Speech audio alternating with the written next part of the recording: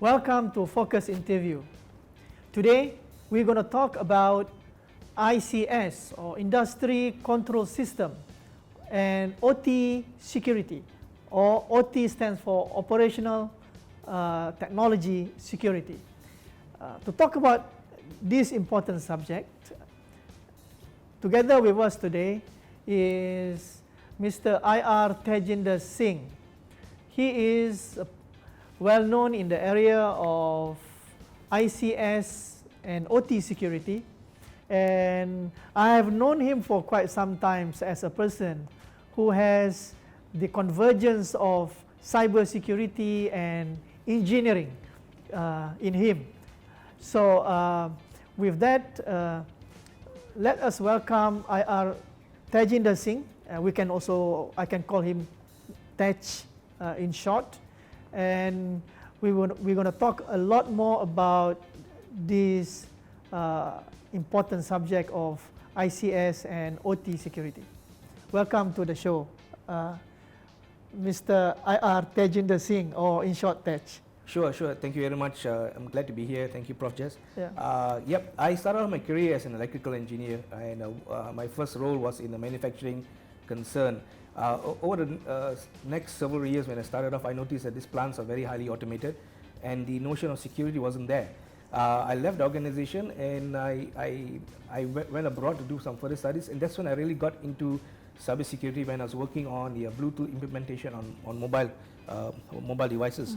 How do you see the importance of operational technology before 20 years ago, 15 years ago, when at that time we were talking about IT security? Now the emergence of OT security and ICS, more of like an engineering related environment. So how do you see the emergence of importance in this area as opposed to the normal IT security? Okay. Fast forward 20 years later, I would say OT security is coming into prominence over the last half a decade or so. And that's when, because of the advent of internet, right, IPv4 and IPv6 based technologies, a lot of devices out there that controls processes, controls plants, controls virtually everything in a factory or in an industry is now becoming increasingly connected. So when they are being increasingly connected, the same issues that I see in enterprise IT, I can see in OT. It's happening, right? In the engineering environment. It's in the engineering environment. So so now engineers from the shop floor or engineers that are running these plants are now thinking, how do we safeguard our systems from attack from outside? And enterprise IT systems and OT systems are becoming increasingly connected.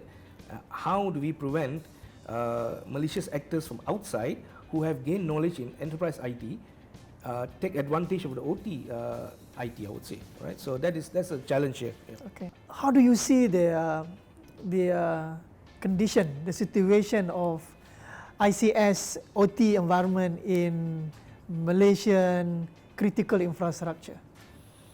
Okay, so based on public knowledge that's available out Yes, there, right? I would say that we are going towards that area, right? Yeah.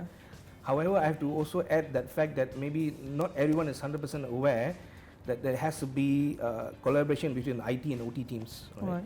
And this is the challenge that I feel, that I find in my work, that there is different mindsets between IT and OT. Right?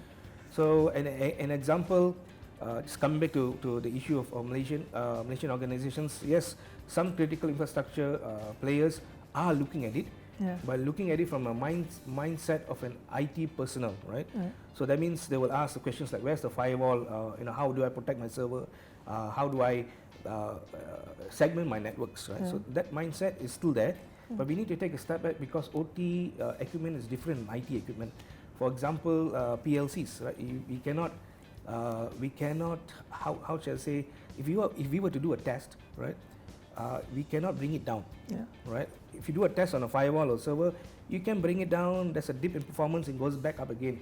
But we cannot do that to a PLC simply because it'll affect the process that is controlling.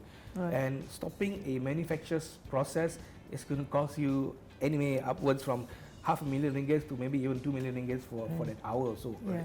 So that is where the challenge is to separate between IT and OT, and these teams need to start to talk to each other. Right. Let's talk about the skill sets. So I presume that the IT security guys are mostly from IT environment. Could be cyber security, could be computer scientists, which can perform that job. So the OT security side, the ICS, industrial control system side,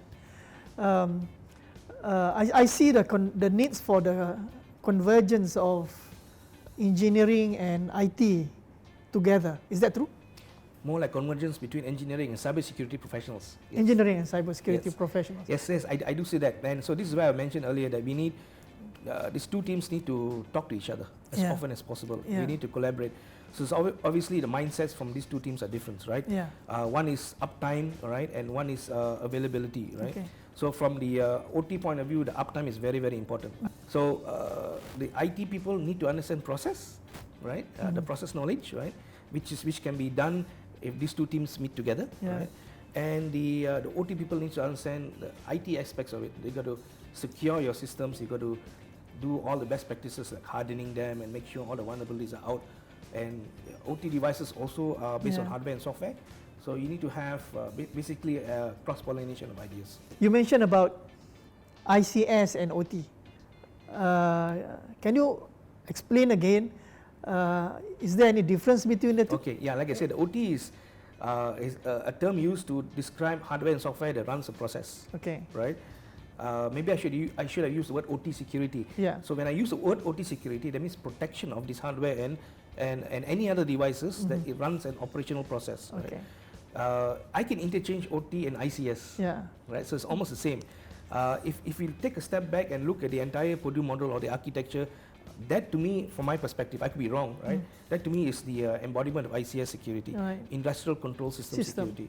So it also means your endpoint devices, your edge devices, your historians, your data historian in a SCADA system, your RTUs, in all the controllers. So ICS basically is the entire sets of industrial control system that interconnected, maybe that work with each other, with many interacting OTs around.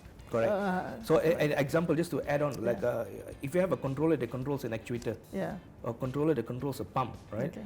So the security of these devices, I would say, under ICS security. Okay. Let's take a break, and we will come back after the break, and with more interesting questions and explanation from IR Tejinder Singh on OT security.